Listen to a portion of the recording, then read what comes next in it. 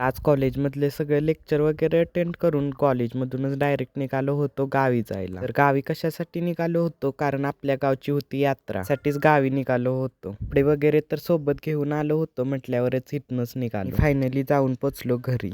आल्या आल्या पहिले तर केस कट करायला गेलो, कारण केस खूप वाढले होते आणि यात्रा देखील आहे म्हटल्यावर केस पहिले कट करून घेतले. दुसऱ्या दिवशी सकाळी उठून पहिले तर स्वतःचे आवरून घेतले. त्यानंतर नैवेद्य वगैरे बनवून नैवेद्य घेऊन आम्ही सगळे गेलो गावात. दुसऱ्या दिवशी गावात सगळ्या देवांना नैवेद्य नारळ द्यावा लागतो, त्यासाठीच गेलो होतो. तर हे आहे आमच्या गावातील काळभैरव मंदिर, म्हणजे आमच्या गावचा कुळस्वामी बरं का. तर मंदिरामध्ये जाऊन दादाने आणि मी दर्शन वगैरे घेतलं. तर म्हणजे भरपूर वर्षापासून चालत आलेली परंपरा तीच आपल्याला पुढे चालवायची आहे. तर असं आम्ही तर दर्शन करून घेतले, तुम्ही दर्शन करून घ्या. तर दर्शन वगैरे करून आम्ही आलो बाहेर. यात्रा असल्यामुळे मंदिर तर एक नंबर सजवलं होतं. त्यानंतर सगळ्या देवांना नारळ वगैरे फोडून घेतलं आणि आम्ही आलो घरी. संध्याकाळी काट्या घेऊन देवाकडे जातात, इकडेच गेलतो. यात्रेचा सविस्तर असा ब्लॉग आपल्या चॅनेलवर अपलोड केला आहे, त्रिकोणी आयकॉन मध्ये जाऊन नक्की चेक करा.